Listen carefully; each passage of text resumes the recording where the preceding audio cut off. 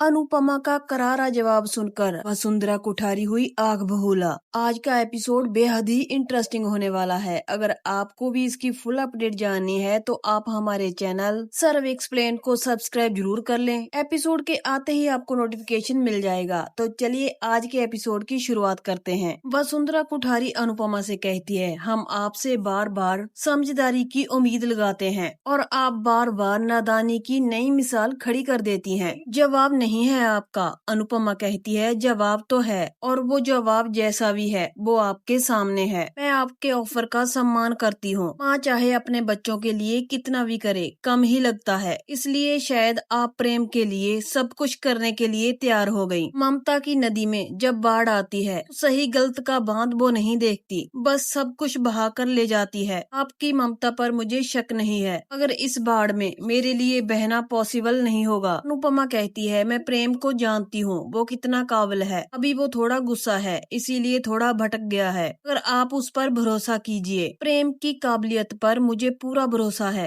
अगर वो ध्यान दे तो ये कंपटीशन वो आसानी से जीत सकता है। उबलते हुए पानी में चेहरा नजर नहीं आता, पानी को थोड़ा ठंडा होने दीजिए फिर देखिए, प्रेम क्या कुछ नहीं कर सकता। वसुंधरा कुठारी कहती है, हमें हमारे टिंकू के बारे में आपसे निबंध नहीं सुनना है। वो तो आपको गुरु मानता था, माँ मानता था, लेकिन आज वो आपको सास भी नहीं मानता और हमें सिखाने की जरूरत नहीं है कि हमें अपने पोते से किस तरह से बात करनी चाहिए। अनुपमा वसुंधरा कुठारी से सॉरी बोलती है। वसुंधरा कुठारी कहती है, हमसे सीखने की जरूरत तो आपको है। इन चींटियों के आगे अगर शहद की कटोरी रखेंगी तो आपके हिस्से में कुछ नहीं आएगा। अनुपमा जी, वो 50 लाख बट जाने के बाद आप घर तो क्या एक झोपड़ा भी बना लेना तो मेरा नाम भी वसुंधरा कुठारी नहीं है। तभी गौतम अनुपमा से कहता है, इतनी बड़ी गलती मत कीजिएगा, मोटिवा के पैसे दिए हुए आपके बुढ़ापे की लाठी बन सकते हैं। घर आई लक्ष्मी को ऐसे ठोकर मत मारिए। मगर अनुपमा गौतम से कहती है, मैं घर में आए हुए कीड़े को भी मार सकती हूँ। तो बड़े बात कर रहे हैं तो इसलिए बीच में चुप हो जाओ। वसुंधरा कुठारी कहती है कि हम तो बात कर सकते हैं ना,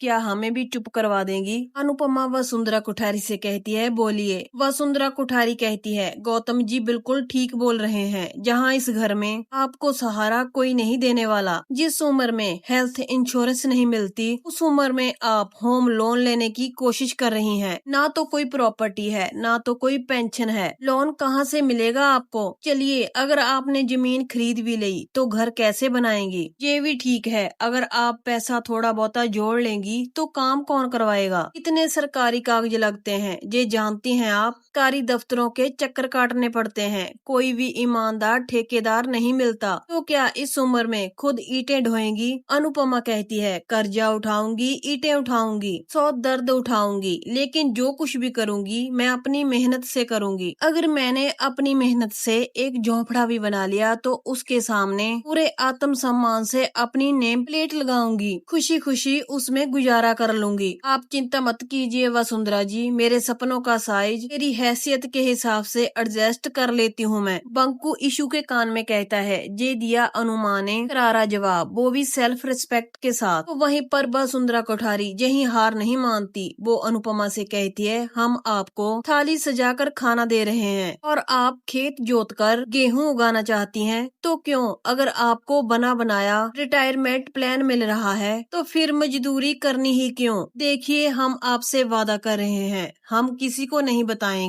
कि आपने हमसे पैसे लिए हैं, टिंकू को भी नहीं। आपकी महानता में कोई कमी नहीं आएगी अनुपमा जी, आप बस हार मान लीजिए, हम आपकी हर एक इच्छा पूरी करेंगे। तभी दिग्विजय बापूजी के कान में कहते हैं, ये वसुंधरा जी करना क्या चाहती हैं। बापूजी कहते हैं, इन पैसों वालों को गरीबों की ना सुनना पसंद नहीं होता, अब बस इन्हें अपनी जिद पूरी करवानी है। दिग्विजय कहते हैं कि आप सही बोल रहे हैं। वसुंधरा कुठारी अनुपमा से कहती है कि आपको बनी बनाई कोठी मिल रही है, आपको तो सिर्फ वहाँ जाकर रहना है। अनुपमा कहती है, जो किस्मत से हक लेने की हिम्मत रखते हैं वो किसी से खैरात नहीं लेते। मुझे अपने आप को किसी कोठी में देखने का कोई शौक नहीं है, बस रोज सुबह आईने के सामने अपने आप से नजर मिला पाऊँ, बस वही काफी है। वसुंधरा कुठारी कहती हैं कि अनुपमा जी, हम आपको ये बहुत सम्मान के साथ दे रहे हैं, ले लीजिए। अनुपमा कहती है कि मैं भी मन से लौटा रही हैं, सहज लीजिए। ये अनुपमा जोशी की हथेली है वसुंधरा जी, इसमें आपको मेहनत की लकीर तो मिल जाएगी, लेकिन बीख की लकीर ना तो इसमें कभी थी, ना है और ना ही हो सकती है। अनुपमा हाथ जोड़कर वसुंधरा कुठारी से कहती है कि इसलिए सॉरी मगर नो थैंक यू। आप रिश्ते में, उम्र में और तजुर्बे में मुझसे बड़ी हैं, तो आप बड़प्पन दिखाइए ना और ये जिद छोड़ दीजिए। वसुंधरा कुठारी कहती है कि जिद तो आप कर रही हैं, अपने मिडिल क्लास खुददारी की जिद, अपने आप को ऊंचा दिखाने की जिद, अपनी बेटी की खुशियों को बर्बाद करने की जिद। अनुपमा कहती है वसुंधरा जी, खुशियाँ खरीदी नहीं जा सकती, वरना दुनिया का हर अमीर बंदा खुश होता।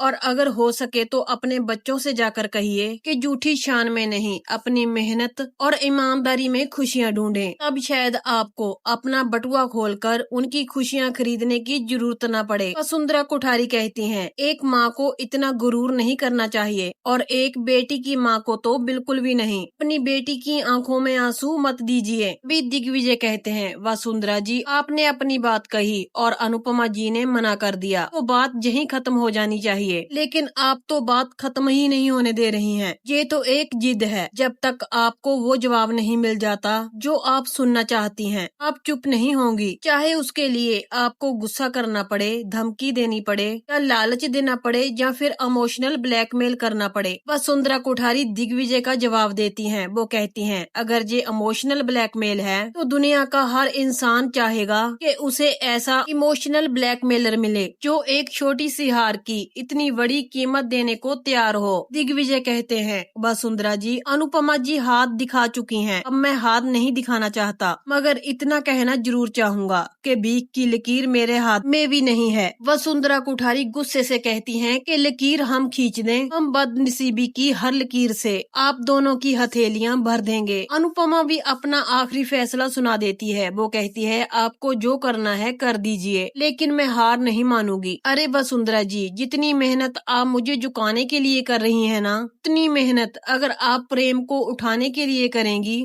तो पता नहीं वो कहां से कहां पहुंच जाएगा, उसकी जिंदगी बन जाएगी। वसुंधरा कुठारी कहती हैं, मैंने अपनी जिंदगी में ऐसी स्वार्थी माँ नहीं देखी। अनुपमा कहती है, अगर माँ अपने बारे में सोचने लगे तो वो स्वार्थी हो जाती है तो ठीक है, अगर अपने बारे में सोचना स्वार्थ है, अगर सिर उठाकर जीना स्वार्थ है, अगर अपने आत्म सम्मान का सौदा ना करना स्वार्थ है और पूरी दुनिया के आगे ना झुकना स्वार्थ है, तो मैं स्वार्थी हूँ। नहीं क्या, दुनिया की हर माँ को स्वार्थी होना चाहिए। मैंने भी अपनी पूरी जिंदगी दूसरों के लिए जी है और अब जाकर समझ में आया कि जिंदगी का एक कोना माँ को अपने लिए बचाकर रखना ही चाहिए, क्योंकि माँ देते देते नहीं थकती और बच्चे मांगते मांगते नहीं थकते। आखिर में बच्चे चले जाते हैं और माँ के पास कुछ नहीं बचता, और जो अपने लिए नहीं जीना जानता तो वो किसी और के लिए क्या ही जिएगा। अगर माँ को अपने आप को कहीं पहले रखना पड़े तो उसे गिल्टी महसूस नहीं करना चाहिए, क्योंकि अगर माँ सिर उठाकर जिएगी, उसके सर पर छत होगी और उसके हाथ में पैसे होंगे, अभी तो वो सही मायने में अपने बच्चों को भी सिर उठाकर जीना सिखाएगी। मैं भी तो जब तक दूसरों के लिए जीती थी और दूसरों के लिए मरती थी, तब तक मैं महान थी, देवी थी, दुनिया की सबसे अच्छी औरत थी। अचानक से जब से मैं अपने बारे में सोचने लगी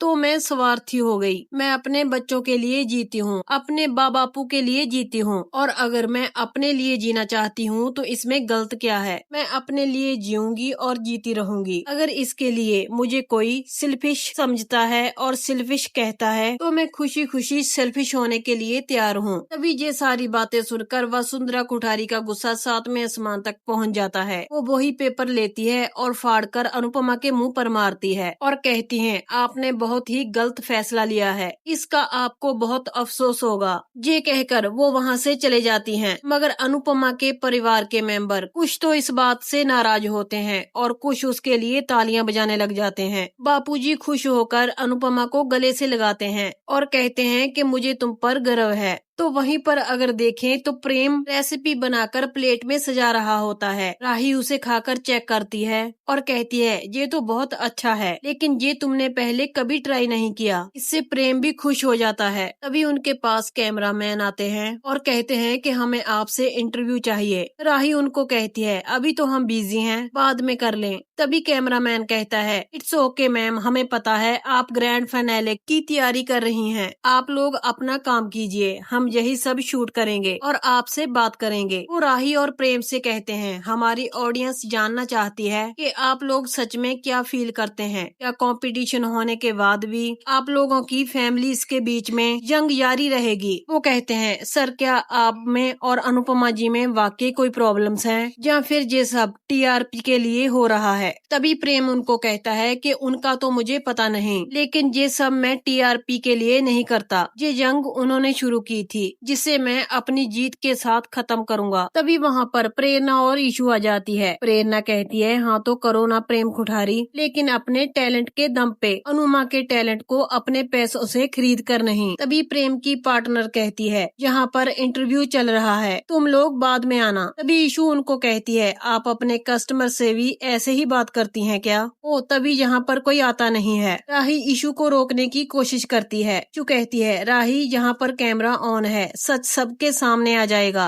तभी प्रेरणा उन रिपोर्टर्स को कहती है आप सब ये जानना चाहते हैं ना कि ये जंग कंपटीशन के बाद भी रहेगा या नहीं रहेगा? तो मैं आपको बताती हूँ कि ये जंग पूरी जिंदगी भर रहेगा, क्योंकि प्रेम कोठारी जैसे घटिया इंसान के साथ हमें रिश्ता कभी भी नहीं जोड़ना है। राही कहती है प्रेरणा मैं तुम्हें प्रेम से ऐसे बात नहीं करने दूंगी, तुम दोनों निकलो यहाँ से। तभी प्रेम कहता है नहीं राही, पता तो चले ऐसी कौन सी बात है जो मेरे ही कैफे में ये लोग मेरी इंसल्ट करने आए हैं, बोलो। तभी ईशू कहती है आंटी जी आप क्या अमेरिका में एक्टिंग क्लासेस भी चलाती थी क्या? क्योंकि आपके आते ही इन दोनों के ड्रामे भी खत्म नहीं होते। प्रेम कहता है ड्रामा तो तुम कर रही हो ईशू, साफ साफ बोलो बात क्या है। तभी हम अनुपमा और बंकू को देखते हैं, वो अपना सामान देख रहे होते हैं। तभी वहाँ पर दिग्विजय आते हैं। वो अनुपमा से कहते हैं आपको तो हमने फाइनाले की तैयारी करने के लिए कहा था, आप जहाँ कैफे में क्या कर रही हैं? तभी बंकू कहता है ये सुनती कहाँ है, मैंने ईशू प्रेरणा ने 100 बार कहा लेकिन ये सुनती ही नहीं। तभी अनुपमा बंकू से कहती है अरे शांति रख। अनुपमा दिग्विजय से कहती है बच्चे जहाँ पर काम करें और मैं कंपटीशन की तैयारी बोलकर घर में आराम करूं, ऐसे थोड़ी ना चलेगा। और वैसे भी ऑर्डर पे ऑर्डर आ रहे हैं सर। अनुपमा कहती है थैंक यू कान्हा जी, हमेशा ऐसे ही ऑर्डर आते रहें। अनुपमा कहती है वैसे ईशू और प्रेरणा कहाँ हैं? बंकू कहता है पता नहीं, अभी तो यहीं पर बात कर रहे थे, फिर किसी बात पे गुस्सा हो गए और कहीं चले गए। वे दिग्विजय कहते हैं गुस्सा होकर कहीं प्रेम को भला बुरा बोलने तो नहीं चले गए। वहीं पर हम प्रेरणा को देखते हैं, वो प्रेम से कहती है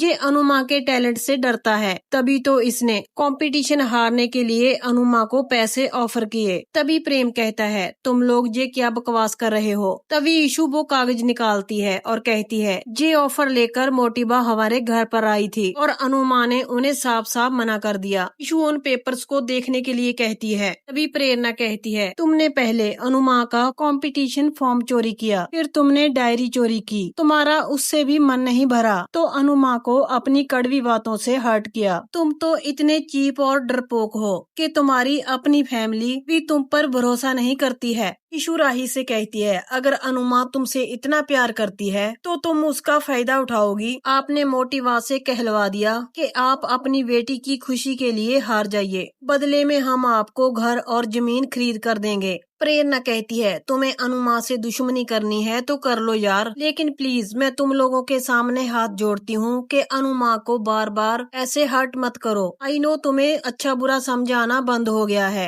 लेकिन हमें अभी भी बुरा लगता है। अभी प्रेम की पार्टनर कहती है तुम दोनों अपना बकवास बंद करो, हमारे घर से कोई ऐसा ऑफर नहीं गया है, ये सब हमसे डरते हैं इसीलिए झूठी अफवाहें फैला रहे हैं। ईशू कहती है हम कोई झूठ नहीं बोल रहे हैं। प्रेरणा कहती है झूठी तो आप हो, इसीलिए झूठ बोलकर आपने मुझे कैफे से बाहर निकाला। और अगर जब आपकी टीम हार रही है तो आप और झूठ पे झूठ बोले जा रहे हो। तभी अनुपमा कैफे से बाहर आती है। उसे प्रेरणा और ईशु का शोर सुनाई देता है। तभी दिग्विजय और बंकू भी बाहर आ जाते हैं। अनुपमा कहती है ये ईशु की आवाज है। अनुपमा कहती है हे भगवान। वो ईशु और प्रेरणा के पास पहुंच जाती है। तभी कैमरामैन अनुपमा की ओर चले जाते हैं। वो कहते हैं हम तो आपके ही पास आने वाले थे। अनुपमा उनसे कहती है मैं आपसे बाद में बात करती हूँ, और ईशु और प्रेरणा को वहाँ से चलने के लिए कहती है। तभी रिपोर्टर कहते हैं क्या मैम ईशु और प्रेरणा जो बोल रहे थे क्या ये सच है? क्या ये सच है? आपको हराने के लिए अनुज कैफे ने आपको पैसे ऑफर किए हैं? तभी अनुपमा बात को बदलने की कोशिश करती है। वो कहती है ये तो छोटी सी गलतफहमी थी, ये बच्चों की समझ में नहीं आया तो वो लोग जहाँ पर चले आए हम लोग जा ही रहे हैं और आप लोग भी जाइए। हम लोग इंटरव्यू तो करेंगे लेकिन एक बार फोन करके आ जाइएगा। तभी सभी रिपोर्टर वहाँ से चले जाते हैं। तभी प्रेम की पार्टनर कहती है बहुत अच्छे अनुपमा, तुमने हमारा इंटरव्यू खराब करने के लिए ये सब किया है। उसे बर्दाश्त नहीं हुआ होगा कि ये रिपोर्टर्स पहले हमारे जहाँ आए हैं। तभी ईशु कहती है हम कोई कहानी नहीं बना रहे, मोटिबा हमारे घर पर आई थी, उन्होंने ये फॉर्म गुस्से में फाड़ दिया था क्योंकि अनुमा ने मना कर दिया था। अनुमा ने रिपोर्टर के सामने कुछ नहीं बोला क्योंकि वो अभी भी प्रेम और राही से प्यार करती हैं। प्रेरणा कहती है वो क्या है ना श्रुति जी, हमारी अनुमा आप जैसी तो बिल्कुल भी नहीं है। तभी अनुपमा उन दोनों को चुप करवाती है और चलने के लिए कहती है। अगर ईशु और प्रेरणा में बहुत गुस्सा होता है। वो कहती हैं आपने रिपोर्टर के सामने सच क्यों नहीं बोला, सारी रियलिटी सामने आ जाती। अभी अनुपमा को ईशु पर गुस्सा आता है। वो कहती है हर सच के दो पहलू होते हैं, तुम लोगों ने सिर्फ अपने पहलू को देखा है। बात घर में हुई थी और घर में ही खत्म भी हो गई थी, तो फिर ये बवाल करने की क्या जरूरत थी? बेकार का, तुम दोनों सुनती ही नहीं हो। घर परिवार की बात ऐसे चौराहे पर लाना अच्छा लगता है क्या? रिश्तों से बड़ा कुछ नहीं होता, ना ही तुम, ना ही ये कंपटीशन और ना ही मैं। अनुपमा ईशु और प्रेरणा को वहाँ से ले जाती है